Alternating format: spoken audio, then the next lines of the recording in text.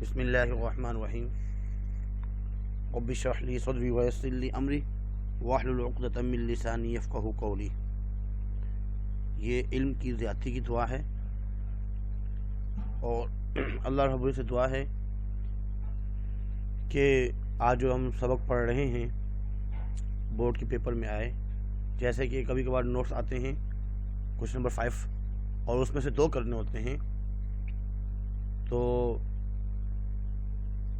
Jio political importance of the location of Pakistan, یہ جو نا کوشچن اکثر آتا رہتا ہے، لانگ میں بھی آ جاتا ہے اور کبھی شارٹ کوشچن آنسر جو ہے جو نوٹ ہوتا ہے اس میں بھی آ جاتا ہے، اور کئی مرتبہ آیا ہے یہ۔ اس کو ہم پڑھتے ہیں۔ اس میں انٹروڈکٹری ریمارکس، سب سے پہلے جو ہے ہم اس کا تعارف پڑھیں گے۔ اس میں بتایا جا رہا ہے کہ Pakistan is our mother land, ہمارا جو ہے وطن ہے۔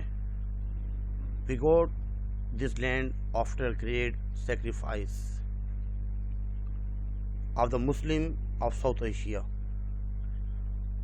اور ایشیا کی جو مسلمان ہیں انہوں نے بڑی قربانیوں کے بعد یہ ملک حاصل کیا ہے، اس لیے اس جو ہے ملک کی بڑی اہمیت ہے اور یہ اللہ کی طرف سے ہمیں گفٹ ملا ہے۔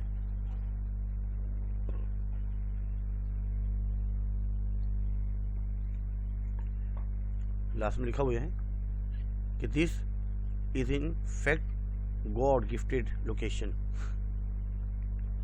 اس کا جو لوکیشن ہے وہ بہت ہی اللہ کی طرف سے ہمیں گفٹ ملی ہے، بہت ہی اچھے طریقے سے ہے۔ تو ہم سب سے پہلے پڑھیں گے لوکیشن آف پاکستان، پاکستان کی جو لوکیشن ہے وہ کیسی ہے۔ سب سے پہلے یہ کہ پاکستان جو ہے وہ کانٹیننٹ ایشیا میں واقع ہے، اور اس کا جو رقبہ ہے وہ تقریباً جو ہے 7,96,096 اسکوائر کلومیٹر، اور 5 جو ہے اس کے پروونسز ہیں: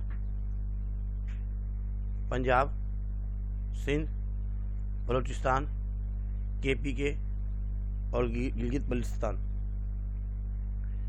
ان میں صوبہ پنجاب جو ہے وہ پاپولیشن کے اعتبار سے سب سے بڑا ہے، اور ایریا کے اعتبار سے جو سب سے لارج ہے وہ ہے بلوچستان۔ یہ تھوڑا سا ہم نے لوکیشن آف پاکستان پڑھی۔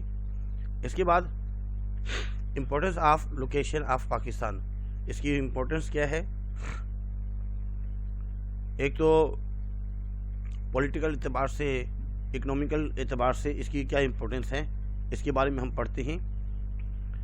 نارتھ آف پاکستان چائنا، ہمارے پاکستان کی نارتھ میں چائنا ہے، اور پاکستان کی زیادہ دریا جو ہے وہ شمالی جانب سے آتے ہیں، اسی طرف سے آ رہے ہیں، اور یہاں اونچے اونچے جو ہے پہاڑ بھی واقع ہیں، K2 وغیرہ کے جو پہاڑ ہیں، اور شاہ قراقرم جو چین اور پاکستان کے درمیان جو راستہ جا رہا ہے، اور یہ دونوں شاہراہ جو ہے یہ دونوں ممالک کو آپس میں ملاتی ہے۔ پاکستان اور چین کے جو روابط ہیں نہایت دوستانہ ہیں، ان کی تجارتی تعلقات بھی بہت اچھے ہیں، ہمارے جو ہے تجارت کے بزنس کے اعتبار سے بھی آپس کے جو ریلیشن ہیں وہ بھی بہت اچھے ہیں، ٹریڈ ریلیشن، تجارتی ہمارے جو تعلقات ہیں۔ مریض سے آگے جاتے ہوئے ایبٹ آباد، مانسہر سے ہوتے ہوئے آگے جو ہے گلگت بلتستان کے جو علاقات ہے، اور اس کے قریب ہی آگے جو ہے چائنا کا جو ہے بارڈر شروع ہو جاتا ہے۔ یہ پاکستان کے نارتھ میں ہیں، اور north west of Pakistan Afghanistan, ہمارے پاکستان کی جو نارتھ ویسٹ ہے، نارتھ اور ویسٹ، اس میں افغانستان ہے، اور یہ افغانستان جو ہے اسلامک کنٹری ہے۔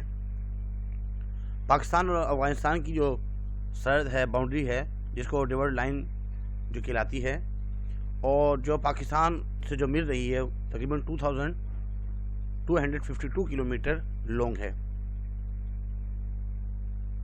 پاکستان اور افغانستان کے درمیان خوشگوار تجارتی مراسم ہیں، آپس میں جو ہے ٹریڈز وغیرہ جو ہے وہ بھی ریلیشن اچھی ہے ان کی۔ پاکستان افغانستان کو تجارت کے لیے بری اور بحری راستہ بھی فراہم کرتا ہے۔ اگر بحری سمندری راستے سے جانا چاہیں افغانستان تب بھی جا سکتے ہیں، اور اگر افغانستان سے ہوتے ہوئے کابل وغیرہ کی طرف سے جانا چاہیں وہاں سے بھی جا سکتے ہیں۔ پاکستان اور افغانستان ACO کے ممبران بھی ہیں۔ ACO اس کے بھی جو ہے ممبرز ہیں۔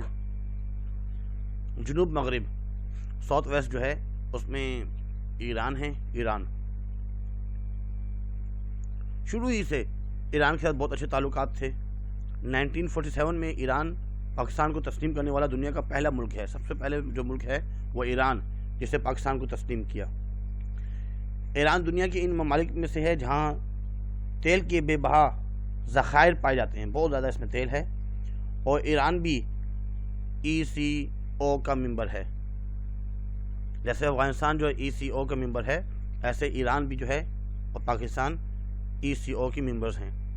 ایسٹ آف پاکستان انڈیا، ہمارے جو ہے نا مشرق کے اندر ایسٹ میں جو ہے انڈیا ہے، اور انڈیا جو ہے اس کا شمار دنیا کے بڑے جمہوری ممالک میں ہوتا ہے۔ ڈیموکریسیز سب سے بگیسٹ جو ہے، سب سے بڑا جمہوری نظام جو ہے یہاں پہ ہے، اور یہ پاپولیشن کے اعتبار سے دنیا کا سیکنڈ نمبر پر ہے یہ۔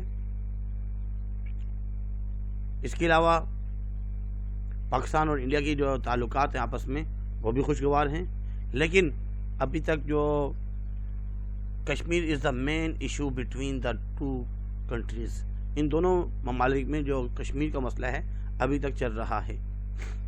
عربین سی جنوب میں جناب بحیرہ عرب ہے، جو ایک اہم تجارتی راستہ ہے۔ پاکستان کی بھی زیادہ تر تجارت اسی راستے سے ہوتی ہے، اس میں بھی فائدہ ہے، کیونکہ جو بھی لوگ دوسرے ممالک جو ہے وہ آئل وغیرہ، پٹرول تیل وغیرہ جو ہے جب لے کے گزرتے ہیں یہاں سے اس راستے سے، تو ہمارا جو سی سائڈ ہے منوڑا کی طرف ڈاک یارڈ، یہاں پہ ان کو جو ہے تھوڑا سا اسٹے کرنا ہوتا ہے۔ جب اسٹے کرتے ہیں تو اس وقت جو ہے کچھ پیسے ان کو جو ہے اسٹے کرنے کے دینے ہوتے ہیں، تو اس سے ہمارے ملک کو یہ فائدہ ہو رہا ہے کہ ہمارے جو ہے بحیرہ عرب جو ہے ہمارے جو ہے جنوب میں ہے۔ ایسے خلیجی ممالک جتنے بھی ہیں UAE گلف کنٹریز، وہ بھی ہمارے جو ہے پاکستان کے قریب قریب ہیں، اور پاکستان کی جو محل وقوع کی اہمیت اس بات سے بھی واضح ہوتی ہے کہ خلیجی ممالک جتنے بھی ہیں وہاں پہ تیل کے ذخائر ہیں، اور ان ممالک کی تیل کے ذخائر کی وجہ سے دنیا میں بہت اہمیت ہے ان کی۔ پاکستان کے مراکز سے انڈونیشیا تک ان تمام ممالک سے اچھے تعلقات ہیں، جتنے بھی UAE کے علاقے ہو گئے، انڈونیشیا، ملائیشیا، اور آگے تک جاتے ہوئے مراکش تک تمام جتنے بھی مسلم ممالک ہیں ان کے ساتھ بہت ہی اچھے تعلقات ہیں۔ اس کے بعد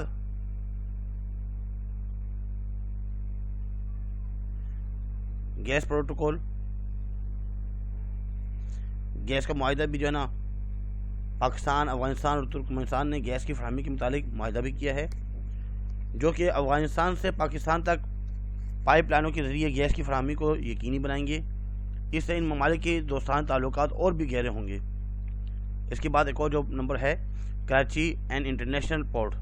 کراچی جو ہے وہ انٹرنیشنل پورٹ ہے، بین الاقوامی بندرگاہ ہے،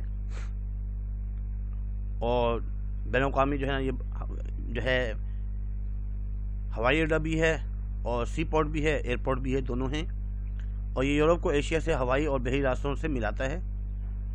اور کراچی کی جو بندرگاہ ہے سی پورٹ کے ذریعے پاکستان مختلف ممالک سے تجارت کرتا ہے، بزنس بھی کرتا ہے اس سے۔ اور ایک اور اس میں بات ہے 7th اٹومک نیشن، 7ویں نمبر پر یہ ایٹمی طاقت ہے دنیا کی میں۔ مسلم ممالک میں واحد ایٹمی طاقت ہے، پہلی نمبر پہ ہے، اور پاکستان کو اسلامی ممالک میں بہت خاص اہمیت حاصل ہے، اور پوری دنیا کے اعتبار سے ایٹمی طاقت کا 7واں ملک ہے یہ۔ کنکلوژن عرف آخر جو ہے، الغرض پاکستان پر اللہ تعالیٰ نے بڑا فضل و کرم عطا فرمایا ہے کہ ہمیں ایسا ملک عطا فرمایا ہے کہ ہماری لوکیشن آس پاس یعنی کہ چاروں سائڈ سے بہت ہی فائدہ مند ہے، بہت اچھی جگہ ہے۔ ہمیں چاہیے کہ ہم اپنے وطن کی سالمیت کی بھرپور کوشش کریں۔ سالم رہے، قائم اور دائم رہے۔ اس کے بعد ایک اور نوٹ جو ہے نا وہ آ چکا ہے، وہ کرسپ مشن کے بارے میں۔ کبھی کبھار جو ہے نا ایک سوال آتا ہے کہ کرسپ مشن کی وضاحت کرتے ہوئے ریڈ کلف کے بارے میں بھی بیان کیجیے۔ یہ جتنے بھی ہیں 3 جون اور جو ہے نا اس کے بارے میں بھی آتا رہتا ہے، تو اس کے بارے میں نوٹ بھی آتے ہیں، اور کبھی کبھار 2 سوالوں کو ملا کر، 2 کوشچن کو ملا کر ایک کوشچن بن جاتا ہے۔ جیسے کہ ابھی ہم کرسپ مشن پڑھیں گے اور کیبنٹ مشن پڑھیں گے،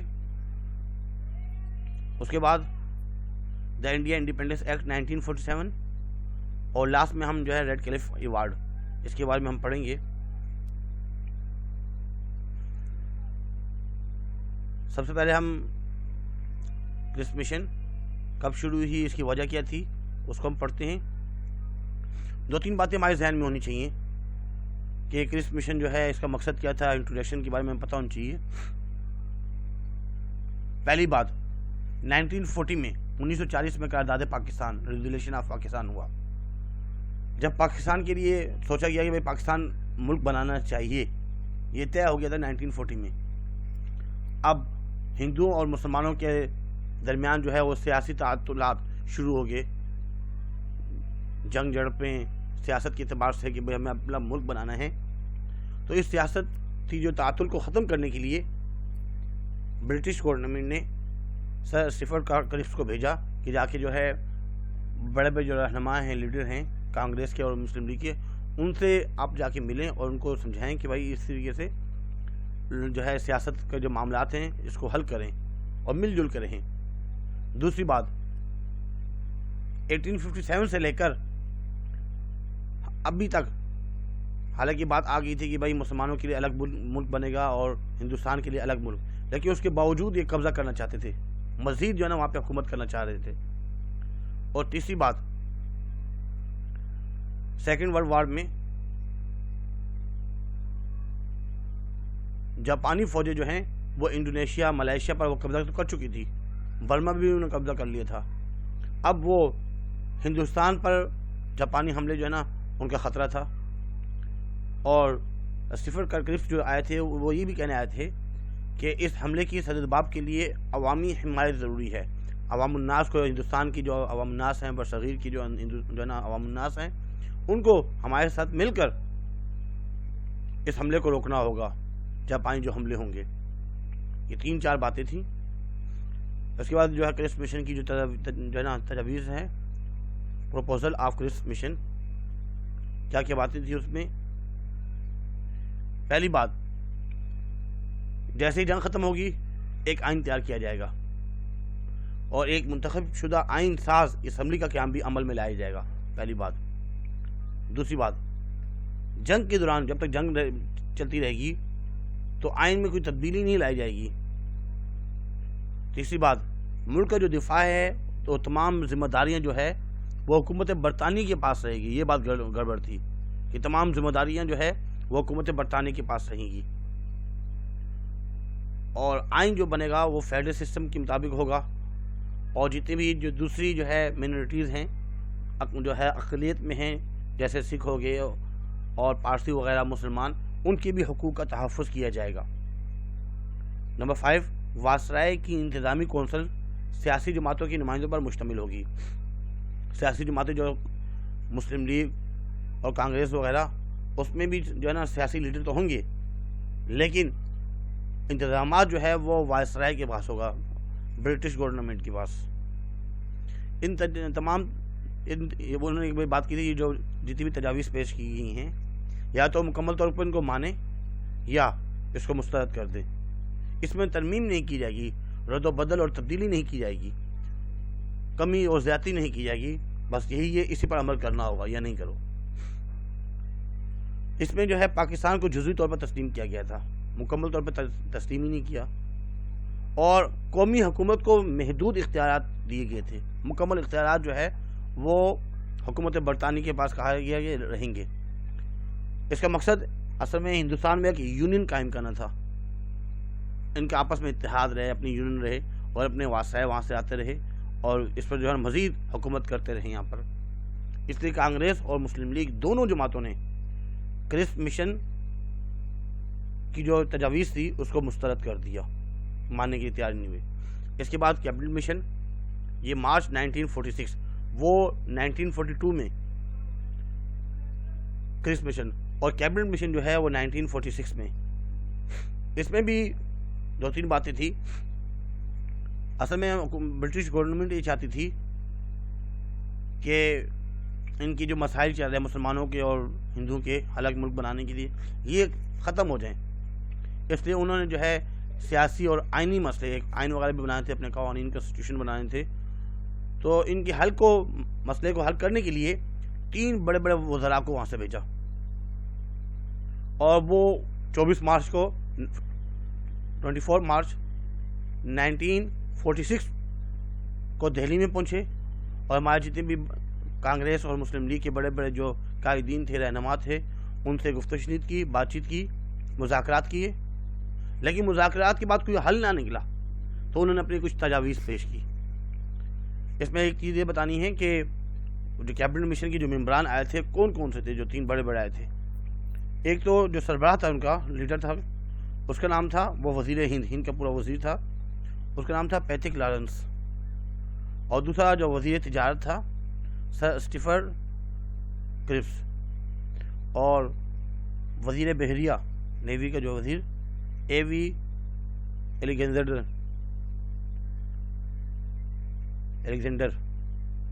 یہ 3 جو ہے بڑے وزراء آئے تھے، اور ان کی تجاویز کی تھی، جو انہوں نے تجاویز پیش کی تھی 16 مئی 1946 میں۔ ایک تو ہے کہ عبوری حکومت کا قیام۔ عبوری حکومت اس سے بولتے ہیں وقتی ہوتی ہے، کچھ مہینوں کے لیے یا 1-2 سالوں کے لیے ہوتی ہے، پرماننٹ نہیں ہوتی عبوری حکومت۔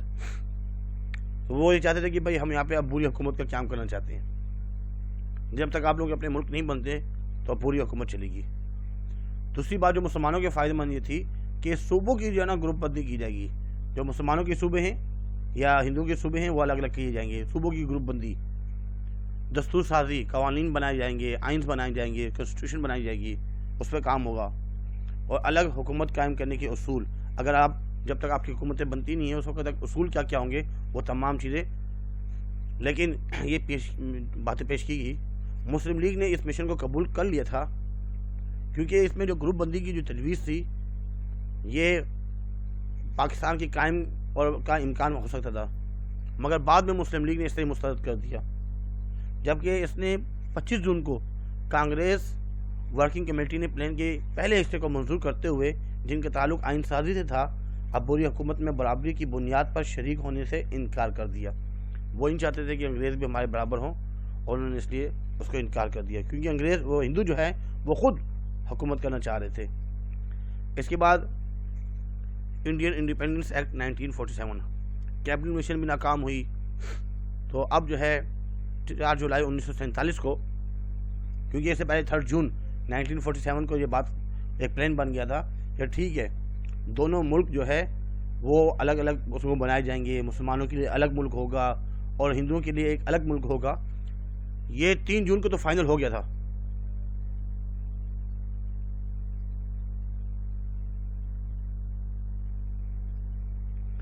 اچھا، 3 جون کی جو منصوبہ تھا اس کو عملی جامہ پہنانے کے لیے 4 جولائی 1947 کو برٹش گورنمنٹ نے ایک جو ہے آزادی کا ایک مسودہ پیش کیا، اور وہ جو مسودہ تھا اس کو قانون آزادی ہند 1947 کے نام سے موسوم کیا گیا، اور انہیں India act independence act, Indian independence act 1947 کے نام سے موسوم کیا گیا۔ اور 4 جولائی کو صوبہ سرحد یعنی KPK اور بلوچستان والوں نے پاکستان کے ساتھ شامل ہونے کا اعلان کر دیا۔ 7 جولائی کو ریڈ کلف باؤنڈری کمیشن کا سربراہ بن کر آیا۔ 7 جولائی کو ریڈ کلف جو ہے وہ باؤنڈری کمیشن کا سربراہ بن کر آیا کہ بھائی جو باؤنڈری لائن کو تقسیم کی جائے گی کہ کون کون سے حصے، کون کون سے شہر علاقے مسلمانوں کے حصے میں آئیں گے پاکستان کے حصے میں، اور کون کون سے جو ہے نا حصے وہ ان کے حصے میں آئیں گے ہندوستان کے حصے میں۔ تو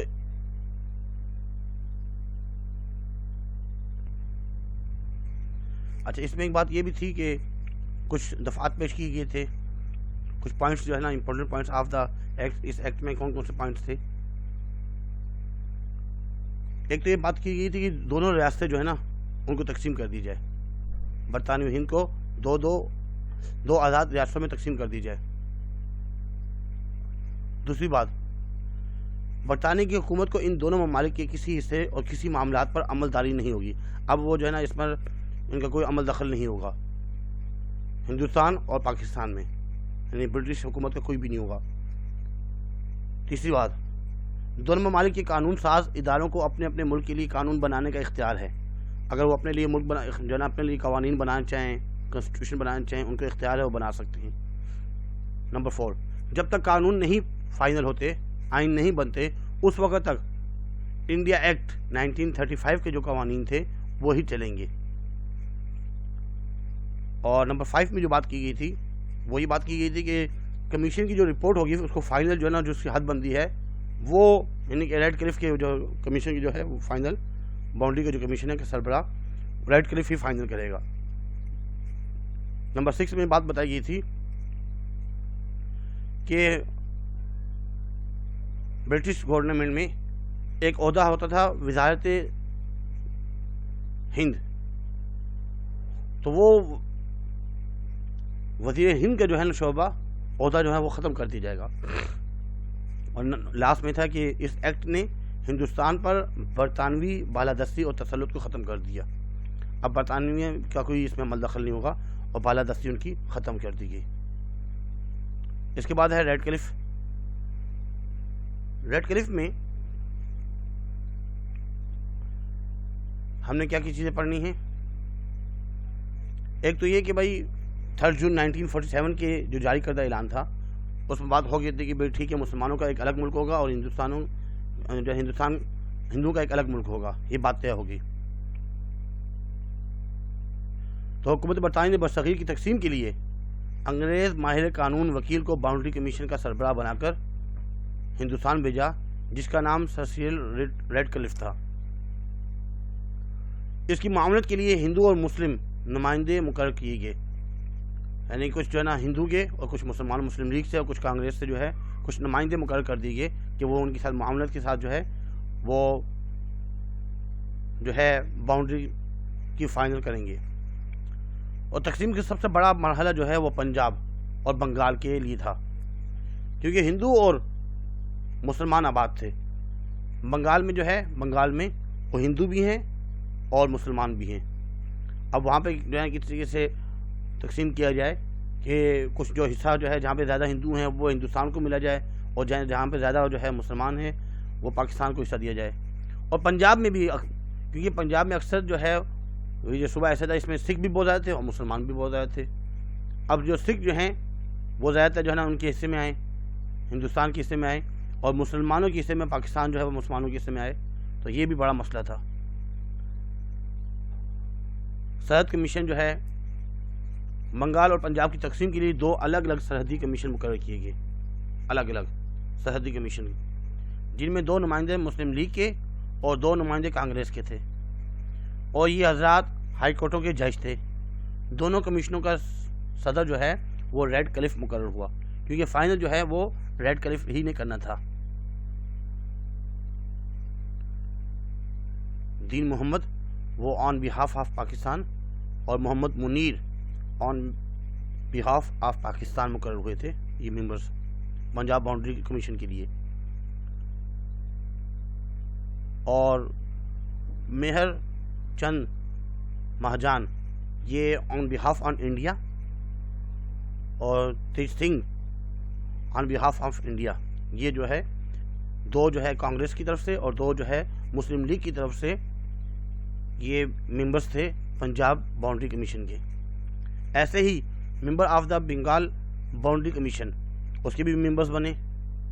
ابو صالح محمد جو ہے اکرم وہ پاکستان آن بہاف آف پاکستان، اور S A Rahman sir Abdul Rahman on behalf of Pakistan, اور C C Biswas on behalf of India, اور B K Mukherjee on behalf of India. All of them were high court ججز. یہ سب جو تھے तमाम के तमाम जो है वो जज थे हाई कोर्ट के।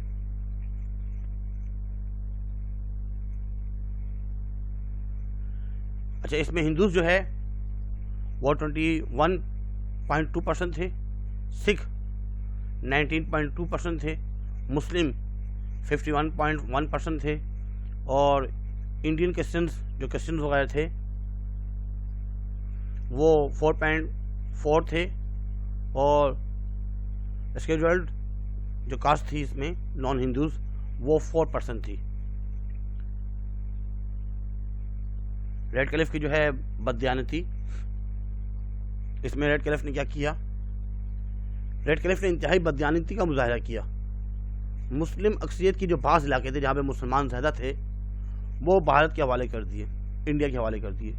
खुसूसन बंगाल में जो मुर्शिदाबाद और पंजाब में गुरदासपुर का जो ज़िला है वो हिंदुस्तान के हवाले कर दिया। हालांकि गुरदासपुर में भी मुसलमान ज़्यादा थे और मुर्शिदाबाद में भी मुसलमान ज़्यादा थे।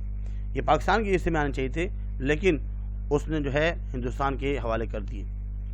पाकिस्तान के मफाद पर काली ज़रब लगाई, और गुरदासपुर का जो ज़िला है कश्मीर से मुल्क था, कश्मीर के साथ मिला हुआ था, मुसलमान ज़्यादा थे। अगर वो गुरदासपुर मुसलमानों को दे देते, पाकिस्तानियों को दे देते, तो कश्मीर कब का आज़ाद हो चुका होता। लेकिन वो भी जो है ना हिस्सा, हालांकि मुसलमान हैं, वो जो है भारत के हिस्से में दे दिया गया। रेड क्लिफ ने ये ज़िला हिंदुस्तान को देकर इसे कश्मीर में दाखिल होने का मौका दिया। उसी वजह से तो ना वो कश्मीर में दाखिल हो रहा है। अगर मिसाल के तौर पर वो हिस्सा मुसलमानों के पास होता गुरदासपुर, तो हिंदुस्तान वाले वो कश्मीर में दाखिल ना हो सकते, वो जम्मू कश्मीर जो है वो भी आज़ाद कश्मीर ही होता। रेड क्लिफ और कायद आज़म। रेड क्लिफ अवार्ड पर तबसरा करते हुए कायद आज़म ने फरमाया, कायद आज़म ने क्या फरमाया? फरमाया कि ये अवार्ड गैर मुनसिफाना और नाकाबिल फ़हम बल्कि गैर माकूल है। अक्ल भी तस्लीम नहीं करती कि वो इलाके जो मुसलमानों के हैं वो भी उन्होंने इनको दे दिए, और इसमें कोई इंसाफ नहीं किया गया। मैं इस पर अमल करने का अहद कर चुका हूँ, क्योंकि पहले से बात हो चुकी थी कि रेड क्लिफ जैसे भी फैसला करेगा, क्योंकि बड़ा वही था, सरबराह बन के आया था, बाउंड्री लाइन का तकसीम किया, इसलिए हम पर लाजिम है कि हम उसकी बात को तस्लीम करें। और जो है कायद आज़म ने भी जो है उनकी बात को तस्लीम किया। तो आज जो है ये चीज़ हमने पढ़ी, क्योंकि एक सवाल जो है ना आपको लोगों का जो रेड क्लिफ के हवाले से आता है, 2 सवालों को जो है एक किया गया था। अगर आप 5 ईयर में देखें तो 5 ईयर में इस तरह मिलेंगे, उसमें रेड क्लिफ के बारे में पूछा जा रहा है। जैसे 2013 में प्राइवेट ग्रुप में आया कि 3 जून के मंसूबे में कांग्रेस और माउंटबेटन की मिली भगत क्या थी, शामिल थी, बहस कीजिए। रेड क्लिफ अवार्ड का भी तनकीदी जायज़ा पेश कीजिए।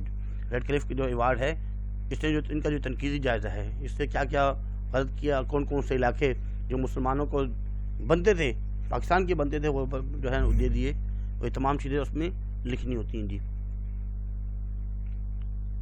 और कानून आज़ादी हिंद 1947, इसके बारे में भी जो है ना नोट की शक्ल में आ जाता है, क्योंकि आपके चैप्टर नंबर 2 जो है बीकॉम पार्ट 2, उनमें इस जो है ना अक्सर सवाल अक्सर आता रहता है, तो इसलिए इसको याद करना है आपने। साइंस ग्रुप में भी आया है ये। और कैबिनेट मिशन के बारे में भी जो है ना आता रहता है, इसलिए इसको भी याद करना है, समझना है आप लोगों ने। और क्रिस्प मिशन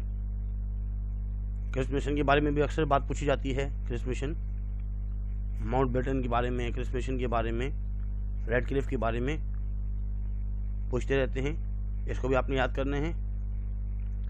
इसके अलावा जो बहुत ही इम्पोर्टेंट है, जो हमने भी पढ़ा, जो political importance of the location of Pakistan, इनकी जो सियासी जोग्राफियाई एतबार से, सियासी जो जाना एतबार से भी और जोग्राफियाई एतबार से भी इसकी अहमियत क्या है, बहुत ही इंपॉर्टेंट क्वेश्चन है। इसको भी जो है ना थोड़ा समझना है आपने। इसमें कोई इतना मुश्किल नहीं है, बहुत ही आसान है। सिर्फ ये बताना होता है कि पाकिस्तान कहाँ वाक़ है, इसके ईस्ट में कौन से मुल्क हैं, वेस्ट में कौन से हैं, नॉर्थ में कौन से हैं, साउथ में कौन से हैं, पूरी लोकेशन बतानी है। और जो जो मुल्क हैं उनके साथ पाकिस्तान के ताल्लुकात कैसे हैं। चाइना है नॉर्थ में, तो चाइना के साथ ताल्लुकात कैसे हैं। नॉर्थ वेस्ट में अफ़गानिस्तान है, अफ़गानिस्तान के साथ कैसे ताल्लुकात हैं। साउथ वेस्ट اس میں ایران ہیں، ان کے ساتھ کیسے تعلقات ہیں، ایسٹ آف پاکستان، پاکستان کی ایسٹ میں انڈیا ہے، ان کے ساتھ کیسے تعلقات ہیں، عربین سی جو ہے بحیر عرب، وہ جنوب میں ہیں، ساؤتھ میں ہیں، تو وہاں پہ اس سے فائدہ کیا ہو رہا ہے، گلف جو کنٹریز ہیں، خلیجی ممالک، UAE عرب امارات، ان کے ساتھ ہمارے تعلقات کیسے ہیں، کیا فائدہ ہو رہا ہے، اور گیس جو پروٹوکول ہے اس میں کیا جو ہے نا فائدہ ہے، اور Karachi and international port, sea port بھی ہے اور ایئرپورٹ بھی ہے، اس کی وجہ سے کیا فائدہ ہو رہا ہے، اور 7 ایٹمک نیشن، دنیا کی جو ہے 7ویں ایٹمی طاقت ہے، اور جو مسلمان ممالک ہیں اس میں پہلے نمبر پر ہے، اور کنکلوژن یہ تمام چیزیں ہم نے جو ہے آپ نے اس کو سمجھنا ہے، تو آج یہ تمام چیزیں ہم نے پڑھی ہے بیٹا، آج کے لیے اتنا ہی کافی ہے، آپ لوگوں نے خود بھی اس کو یاد کرنا ہے، سمجھنا ہے۔ اللہ حافظ بیٹا، جزاکم اللہ خیر۔